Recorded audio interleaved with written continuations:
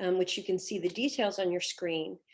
In this platform, when you log in and you use the hashtag CHS, you will see a list of sessions. You will see the name of this session. If you click onto that, during the session, you can pose your questions. And then I have someone that's moderating the questions for us.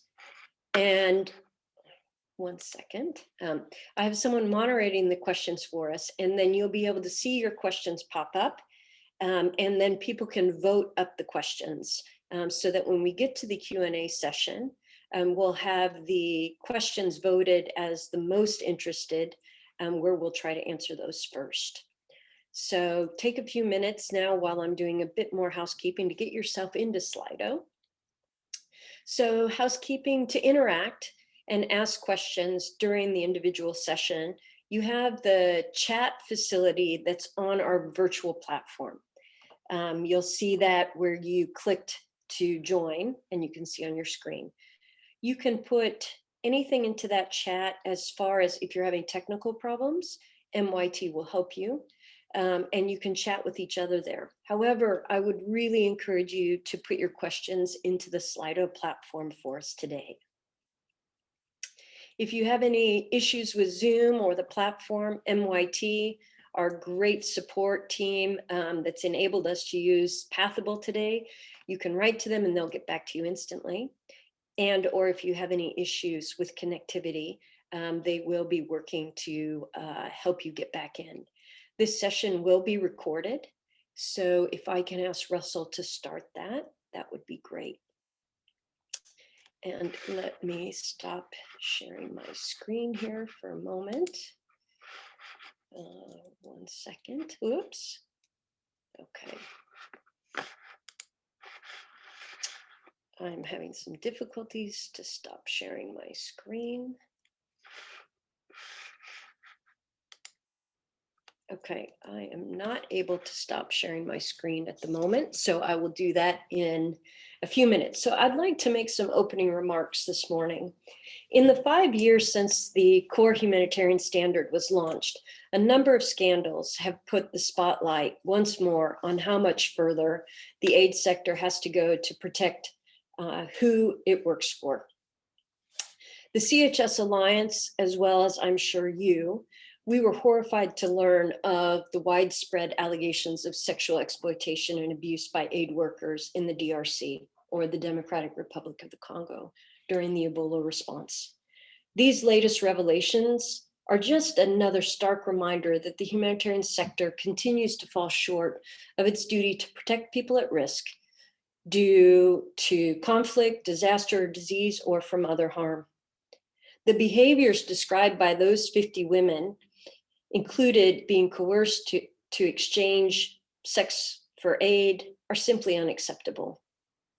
The CHS Alliance works with our members, you that are here today, and the wider sector to ensure that protecting people from sexual exploitation and abuse and harassment, sexual harassment that is at the heart of aid response.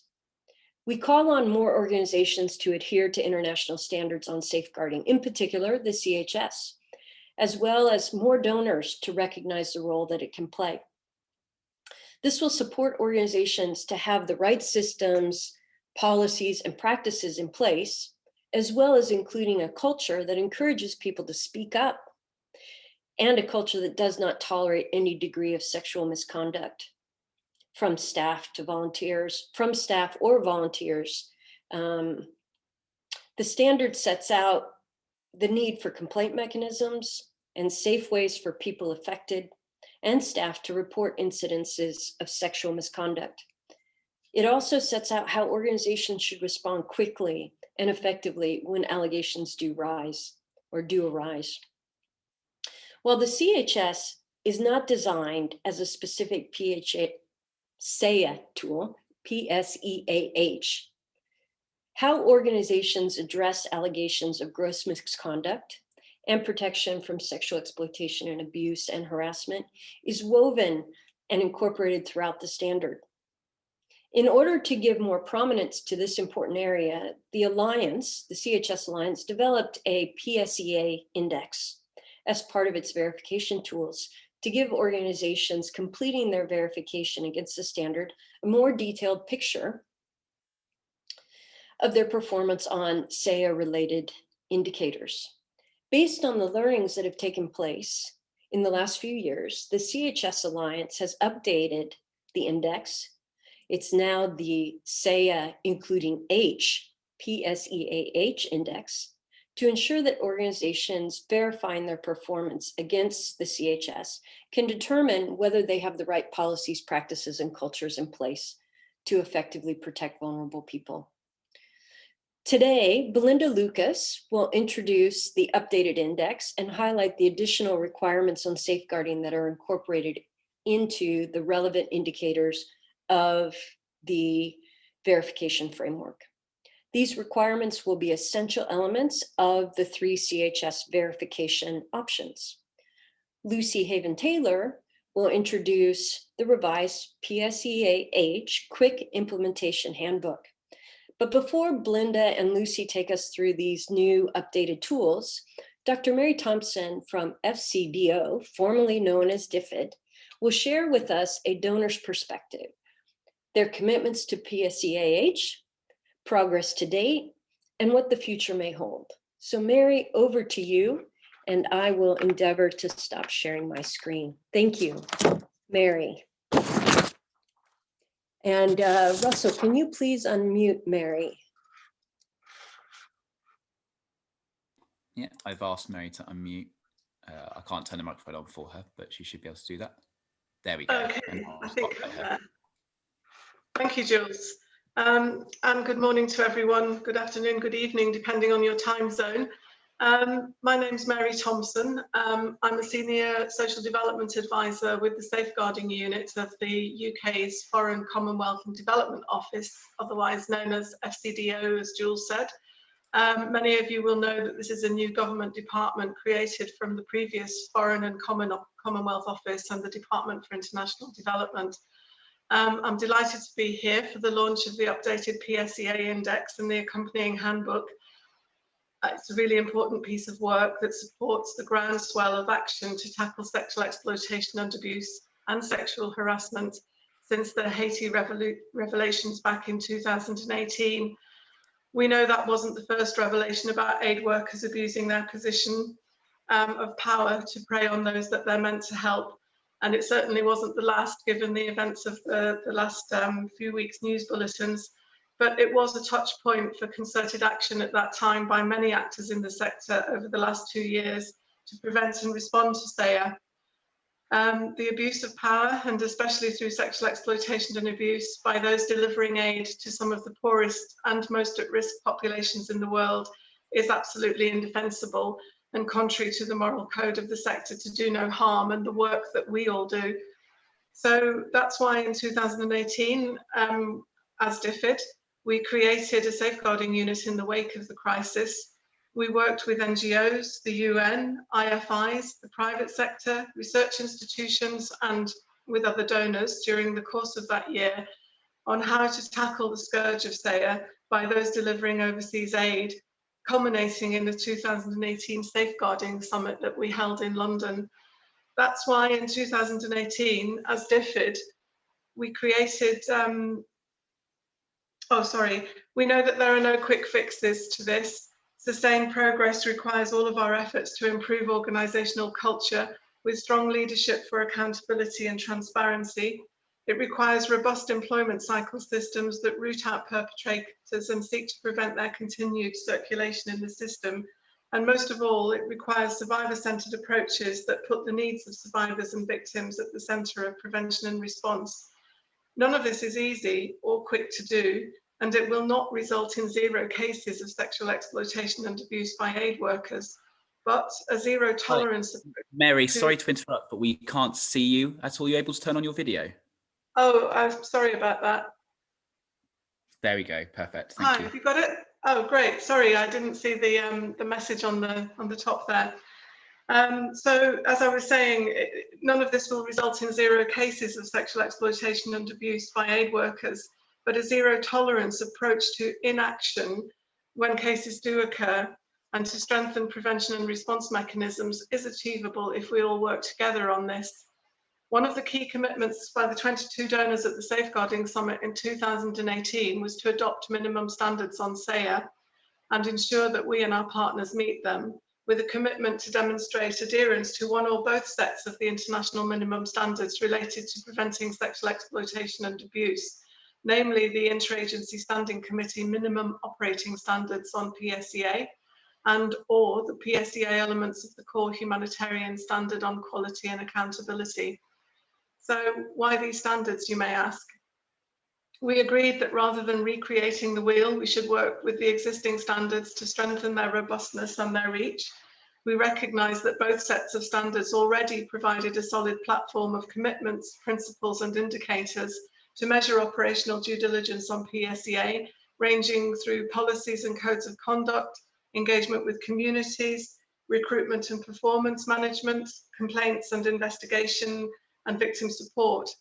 This doesn't mean that they provide a silver bullet, because we all know that how well they are implemented is key.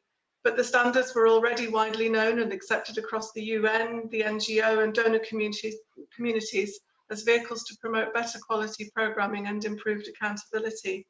And there is coherence between the two standards, as the CHS, developed back in 2014, drew much on the existing IASC work, both on the accountability to affected populations and on the minimum operating standards for PSEA. The CHS sought to establish itself as a common framework to harmonise and simplify standards, premised on a 12-month consultation process that involved more than 1,000 actors and organisations across the world. So in a sense, many of you have created the standard that we're talking about today. I think another key point for many donors is that the CHS is the only standard that is subject to rigorous independent certification through the Humanitarian Quality Assurance Initiative, HQI, further supporting organisations to demonstrate accountability, transparency and quality, and potentially improving harmonisation and efficiency across the sector through reducing the need for duplication. As you're all aware, the CHS and the MoS grew out of the need to respond to humanitarian crisis, but in terms of the quality and accountability they afford operational practice in the aid sector, many now see them as widely applicable to both the humanitarian and development sector, and for us that's a really important issue. It's a position that supports the top priority of the World Humanitarian Summit too, to strengthen the humanitarian development nexus. So we and other donors are seeking to apply these standards across our aid sector work totally in both humanitarian and development areas. So what do we do in FCDO? We've integrated these standards into our own work in several ways, by ensuring that our due diligence requirements largely align with the minimum operating standards and the CHS, and by requiring through our funding agreements that partners must adhere to one or both of these standards. We also insist that core behavioural standards should be premised on the UN Secretary General's 2003 Bulletin on SEA. But in order to hold ourselves to at least the same high standards as our partners, the Staff Code of Conduct for FCDO includes the 6 principles of the Secretary General's Bulletin as core behavioural standards, which, if breached, will have serious consequences for the individual, including the potential termination of their employment. And we've made that very clear in the work and training that we've done with staff. In pursuing these goals further, in July 2019, the 30 member states of the OECD Development Assistance Committee, the DAC, passed a DAC recommendation on ending SEA, which includes here harassment as well, sexual harassment, as Jules pointed out earlier, in the humanitarian and development sectors. The DAC recommendation is firmly aligned to the core international standards on tackling SEA and commits adherence to international cooperation to meet those standards, to improve transparency and accountability, and to adopt survivor-centred approaches. And then last month, the UK published its first ever strategy on tackling sexual exploitation and abuse and sexual harassment in the aid sector, building on the commitments made at the 2018 summit and on the DAC recommendation. So the strategy sets out action for all UK official development assistance spend, whichever department that might be, and there are 14 of us who spend ODA, and reiterates our commitment to these two standards. UK efforts continue to include new schemes to stop perpetrators from working in the aid sector and requiring our partners to do all they reasonably can to prevent SEA and to respond appropriately when it does occur.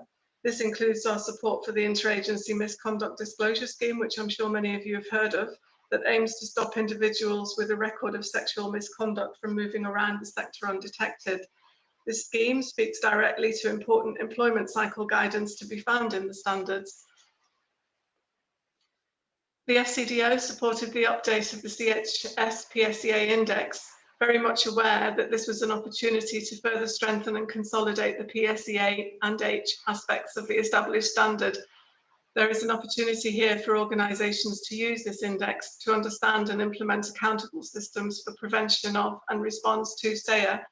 We very much welcome the work that's gone into this update to make sure that it continues to map against the IASC minimum operating standards, as well as the DAC recommendation, the UNICEF PSEA assessment, amongst others, in order to improve alignment across the system.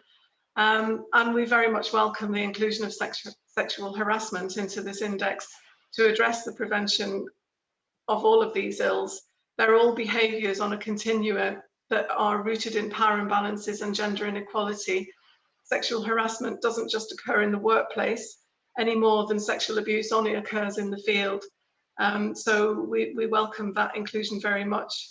We hope that the work will make a real change to organisations' ability to understand and operationalise their efforts to stamp out SEA and to better serve the communities and benefit from their assistance. Thank you very much, Jules. Thank you so much, Mary. Let me come back and we will hand over, one second.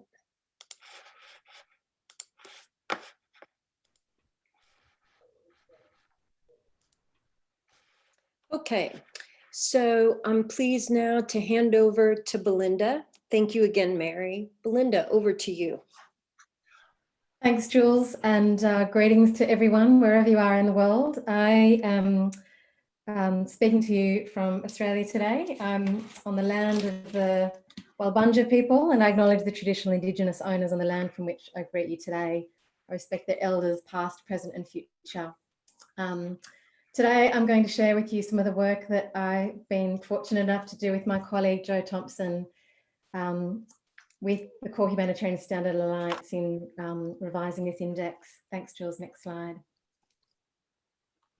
So about October last year, Jo and I started some work with the CHSA, undertaking a learning review to really test the PSEA index through a self-assessment tool that had been developed. And we undertook that learning review with a network of UN and national level organisations and international organisations actually in occupied Palestinian territories. And the real focus of that review was to test whether that index gave us satisfaction, would provide enough satisfaction to know that all aspects of PSEA practice could be tested and applied in the field. So the learning review involved two stages. One was a desk review where we invited organisations who volunteered to be part of the learning review to share their PSEA policies and procedures. And then we undertook a field review just in March while travel was still possible in Palestine, and really tested the application of organisations' policies and safeguarding practices. And what we found in that field review was, I guess, just back one slide, thanks, Jules, was just very similar observations to the work that we've done internationally, looking at responses of organisations in humanitarian contexts. Jo and I are both senior auditors with the Humanitarian Quality Assurance Initiative, so we were able to draw on broader experience. What we found was that while many international organisations had pretty robust policies in place that included, fairly robust codes of conduct, good safeguarding policies, whistleblowing policies, headquarter level complaints mechanisms, that in the field, many of those policies were not translated well or contextualised particularly well to the field level. So alongside this review, we were also thinking pretty hard about how the Core Humanitarian Standard would need to adapt its PSEA index to provide more guidance for organisations to really apply good practice, both from a policy perspective, but also from a field perspective. And while the current Core Humanitarian Standard already has PSEA well integrated into the standard, there were many areas where it wasn't explicit.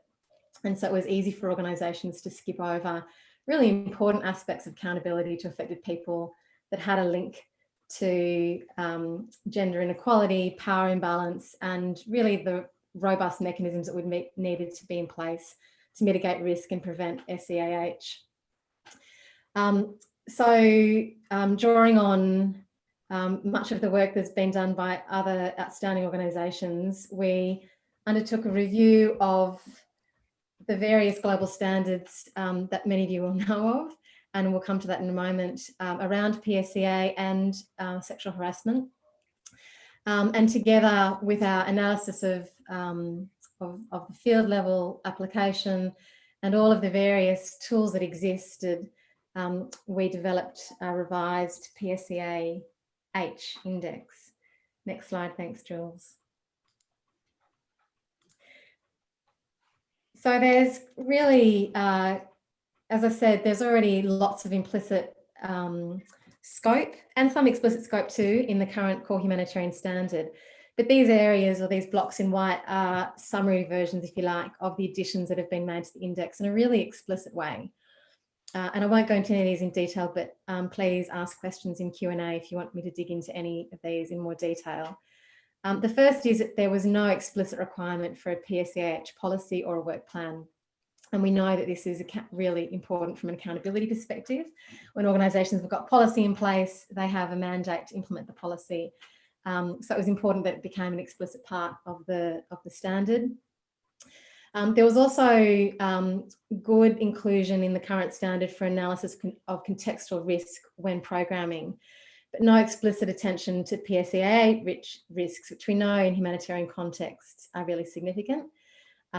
So we've drawn out in the index the importance of analysing context, understanding stakeholders, and ensuring that design is really informed by that analysis, so that programs are designed and implemented in ways that mitigate and prevent SEAH.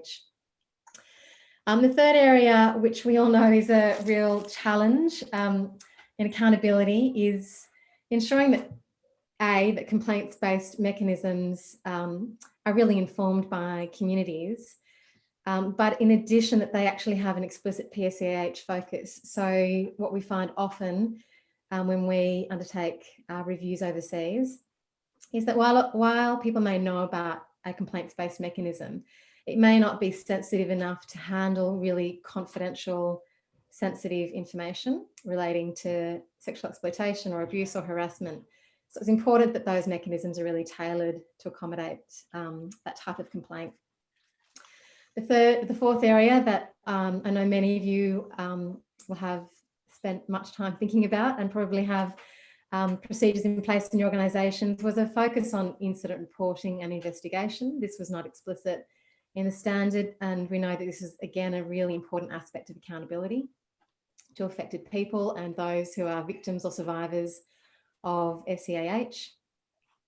The fifth area was a focus on partnership. So while the CHS has partnership integrated right throughout the standard, what we were looking at was an organisation's efforts to understand their partners' capacity and to support their partners to manage PSEAH. So one of the challenges I think that we often find is that, again, at headquarters, a policy may be really well designed and robust, but supporting partners to actually apply that policy in context is really where the work is required. The sixth one is coordination on PSEA. So again, important that, like organisations coordinate on a whole range of other sectoral issues, that it's important that agencies come together to coordinate on complaints-based mechanisms, investigation procedures, resources, tools, and contextual analysis in the field in order to best protect affected people from SEAH. The next area was around staff recruitment and performance management. So again, while the CHS has a whole area addressing recruitment or staff in general, what we really wanted to make sure is that within that area, there was a sense of attention to integrity, checking and screening, performance management, and organisations taking active steps when an incident is investigated to actually then resolve the incident with the staff person through performance management, and which obviously includes termination and reporting to local authorities. The next area was a whistleblowing policy. So despite there being some reference in some of the guidance questions to whistleblowing policy, it wasn't an explicit requirement. And again, we know how important it is that organisations have got these mechanisms in place so that staff can report. And finally, and this of course will be very close to many of your hearts, is we really wanted to draw out a victim and survivor-centred approach. We all know that this is essential for effective prevention and response to SEA. It must be based on the wishes and needs of survivors and victims. It requires listening to those who are affected. And it means that when we listen to victims and survivors, that our complaints-based mechanisms, our investigation procedures, our programs are contextualised and they're culturally appropriate, and they tackle power imbalances and gender inequalities. So these really are the high-level additions to the index, which, although all speak to accountability and were implicit in the CHS, are now very much explicit.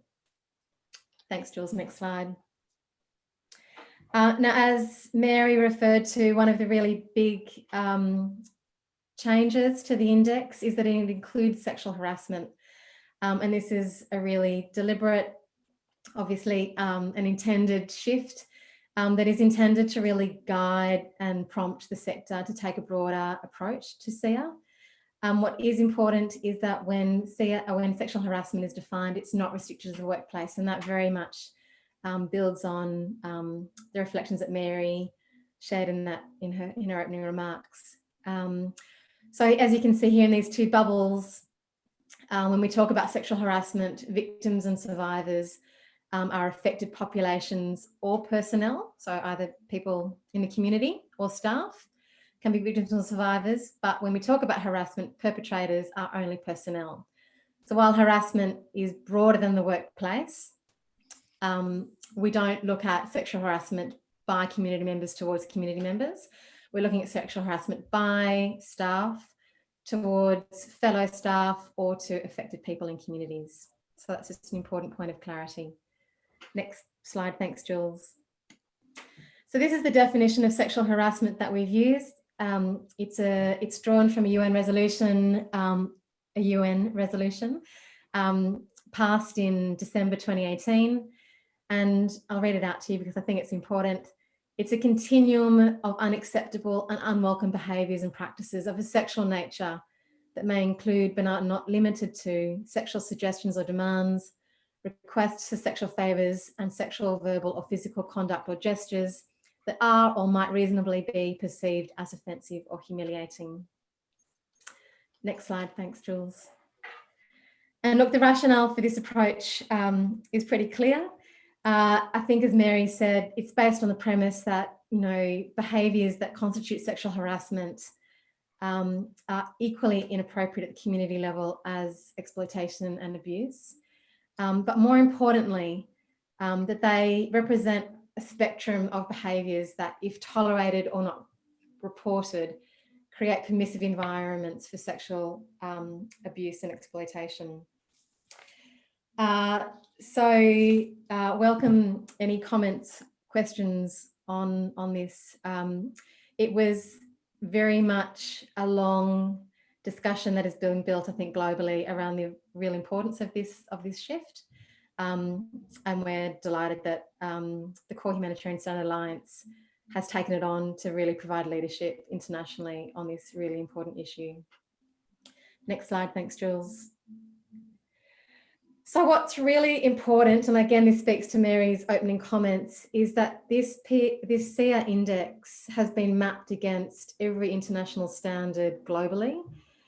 It provides coverage for all standards and tools that are dominantly or commonly used internationally. And so you'll see those red boxes underneath the index. It covers and fully addresses the minimum operating standards on CEA. It addresses the indicators within MOPAN, now FCDO, enhanced due diligence for safeguarding tool. It also responds to the DAC recommendations on ending CEA in development cooperation and humanitarian assistance that was delivered in July 2019. And it's also been mapped against and has complete coverage of the new UN implementing partner CEA capacity assessment tool, which builds on the UNICEF tool. So I suppose what's really important in this is that the CEA index really provides a platform for donor harmonisation and real sector collaboration on having a common and global and holistic set of indicators and standards for CEA. Thanks, Jules. Next slide. And finally, what's really important, I suppose, is that the index is obviously integrated into the verification framework. So there's 62 indicators altogether in the framework, for those of you that know the framework back to front. And we've identified 22 of those indicators that have most relevance to safeguarding, and the indicators are integrated into the existing verification framework with guiding questions. So what's really important about that is that those requirements now become essential elements of the various verification options for CHS members. And the Humanitarian Quality Assurance Initiative will be using that index within the verification framework to assess organisations through the independent verification scheme. And obviously that requires HCI to train their auditors on how to use this. So I might pause there, Jules, in the interest of time, and take questions afterwards. Excellent. Thank you so much, Belinda. I'm going to now, we will hand over to Lucy. And we are running a little short on time, so Lucy is going to give you a brilliant, quick overview of the handbook and continue to ask questions in Slido. And if we're not able to get to all the questions at the end of the session, we can provide those in writing and post them onto the Pathable platform. So Lucy, please go ahead. Hi everyone, thanks very much Jules, and thank you very much Belinda for that really interesting and comprehensive overview of what we've been working on for all this time. So my name's Lucy Heaven-Taylor and I'm speaking to you from Oxfordshire, nowhere as quite as interesting as Belinda, I'm afraid. So I'm going to talk to you about the PSEA Quick Implementation Quick Reference Handbook. Thank you, Jules. So this picture might be familiar to some of you who've been working on SEAH over the past few years. It was a handbook that we published with CHS Alliance back in 2017, and it was a resource that we developed. It was aimed at national NGOs and NGOs with fewer resources to support them on getting started in implementing PSEA, as it was then termed. It was based on existing standards, so the CHS, of course, and also the IASC PSEA minimum operating standards that Belinda and Mary have referred to. So it wasn't designed to be a new set of standards, it was simply designed to be something that if NGOs were wondering where to start on PSEA, whether it seemed like a kind of big unachievable thing to implement, that they could dip into the Quick Reference Handbook, that they could see really easy and succinct guidance and examples of what their peers were doing in order to get started on implementing PSEA. It seemed to really take off and it seemed to be really widely used and referenced and was a popular tool. So when CHS Alliance decided to update the index and the accompanying verification, we thought it was a great time to then go back to the PSEA implementation handbook and to look at updating that as well, so that it was referenced and matched the new index and verification guidance. Next slide, please, Jules.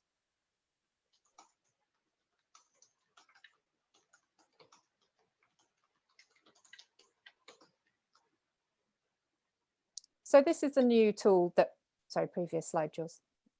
Thank you. So this is the new tool that we're going to be sharing. It's been updated to, as I say, to map against the updated index and verification guidance, but we also took the opportunity to take into account a lot of the learning that's happened in the intervening 3 years since the previous tool was produced. So we've strengthened it to reflect current practice on organisational culture, a victim and survivor centred approach, and diversity and inclusion. And as Belinda's very clearly explained to us, the decision by the CHS Alliance to include the H, to include sexual harassment into the index. So we've developed a new chapter on sexual misconduct in the workplace to go into the handbook to reflect that. And we've also got some exciting new learning examples that will go into the handbook as well. Next slide, please, Jules. So this is what it's going to look like. You'll see that each chapter will start off with the relevant part of the Core Humanitarian Standard and the PSEA requirement that goes with that. It'll then go into what should be in place in order to implement that specific requirement or requirements. There'll then be a section on how to do it, so how you actually go ahead and implement those things that should be in place. And then it finishes with a learning example. So these are basically case studies from organisations like yours that look at how they got started, what they did, and what lessons they identified when they looked at implementing PSEA. Next slide, please, Jules. The handbook is quite a small document, and of course it doesn't cover off all of the guidance and support that you would need to implement each of the areas that it looks at. So we're going to develop an interactive handbook. So once you've taken a look at a chapter, and if you think I could actually do with some more in-depth information on that, there are lots and lots of resources out there. So we're going to look at linking you to a few key resources that we've selected that go with each of those chapters to get you looking further into how to implement. Now, as you'll be aware, there are already some great resource libraries out there. We're not looking to replicate that. You know, there's the Safeguarding Resource and Support Hub that has a lot of information on the bond safeguarding pages, and the newly launched Interagency Standing Committee PSEA website as well. So we'll be looking at linking to relevant resources there, and also other resources that will be helpful in implementing each of those chapters. So that's it on the handbook. So over to you for your questions and response. Thank you, Jules. Lucy, thank you so much for the work on the handbook and for the presentation today. I am thrilled that we've been able to launch that today. I wanted to draw your attention to the Pathable front where you click to get into this meeting. You will see that there's files included under that, and that's where you can access the breaking news, the index, the updated verification framework that includes the index, as well as you'll be able to access the interactive handbook. Now, I must say this is a soft launch. We are continuing to develop some case studies, and we are welcoming case studies as well if you have anything that you would like to share. So we will invite you to get in touch with any of the panelists for that. So now, Rosa, if you could share your screen. It seems we've had quite a few questions come in on Slido, and we are thrilled that you were asking these questions. And now we're going to see if we can address a few of these in the short time that we have together. So Rosa, if that's possible. Great. Excellent. Thank you so much, Rosa. So the first question, and I don't think we're going to be able to get through all of them, but is to you, Belinda, and perhaps you can see this on your screen as well. So if all of the panelists want to come back on camera, then people will see you as you respond. So Belinda, did the review address how well organizations are talking about PSEA and expected behavior of their staff with communities? Or how is that addressed inside the index?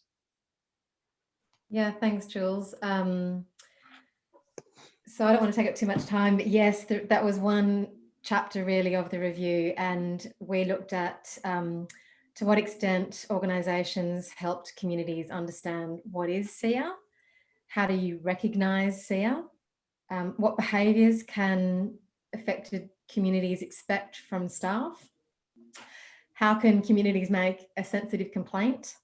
And what was really important in the context of the occupied Palestinian territories is what happens to my information after I make a complaint, because it's so risky in that context. And I would say, without too much generalization, but these are really typical challenges that we see in the field. Is that when gender-based violence is very normalized in communities, helping communities to really understand what CR is and how to recognize it and how to call it out and how to have confidence in a system to manage your information, which is sensitive and confidential, is really such a challenge and such a gap. And to your question, Jules, this is reflected in the index. So as those of you will know the CHS well already, there's already a section in there around expected staff behaviours, but the index goes beyond that to make that explicit around expected staff behaviours in relation to CR, and to raise awareness with communities around understanding and recognising CR. Obviously, I've already addressed the complaints-based mechanisms need to be contextualised and sensitised to CR. And information from an accountability perspective needs to be shared with communities on what happens to their complaints. Thank you so much, Great question. Belinda. Big issue. Yeah. So let's go to Mary. Mary, there's a few questions that have been addressed to yourself. Let's take the one that's been voted 5 times, and that is, how do you feel the collective of the 22 donors that have, let's see, how do you feel the collective of the 22 donors have adhered to these standards? Is the donor group still meeting? Hi, everybody. Thanks, Jules, and thanks for the question. There's a few questions that are similarly related to that one. So the short answer is yes, the 22 donors are still meeting. We meet quarterly and we continue to work on issues that we can work on collectively. So most recently, that was a long piece of work on our funding agreements. As you know, the funding agreements that we have with the UN and NGOs and whoever else we give money to is conditional on whatever is in those agreements. And so we've collectively put our heads together to make sure that we're asking for similar things on reporting requirements, but also on agencies that we fund having awareness and adherence to the standards that we have been talking about, the CHS and or the MoS. So so that continues apace. We also, in addition to that, work with the Development Assistance Committee. So within the DAC, there's a group of 30 donors who meet under the reference group on PSEA, and work continues there on an action plan to support donors to be more aware and to be able to actually manage how they deal with SEAH and how they adhere to the DAC recommendation, which as we said earlier, covers the standards as well. And then yesterday I was in a meeting hosted by the USAID and the Netherlands, where they launched a community of practice on employment cycle issues in order to address some of the challenges within the employment cycle itself. And there was a wide array of partners in there, I mean, from donors to UN agencies to NGOs across the sector. So that's another forum that's just kicking off. So I would say that yes, there's a lot of donor interest, there's a lot of donor commitment, and there's a lot of activity still going on. And I think we'll continue to go on how we start to and how we keep on tackling this. Great. Thank you so much, Mary. So I will try to address two of the questions, and then we are at time.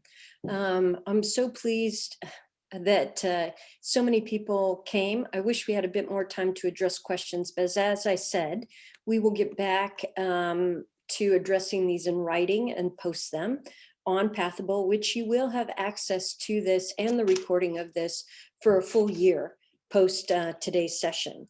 So again, to access the files, if you go to the File tab on your Pathable platform, I'm told by Russell, our MYT support, is that when you click on the File tab, you will be able to see the 3 documents that we have provided there. And if you have successfully done that, please let us know in the chat. And if it is being a problem, then check back later today and it will be resolved. Rosa, while I am answering the question on how will organizations be asked to apply these new requirements, could you put up the poll for me? We just have one question for you to ask how you found this session today. And what I wanted to share is that the framework, which we've described,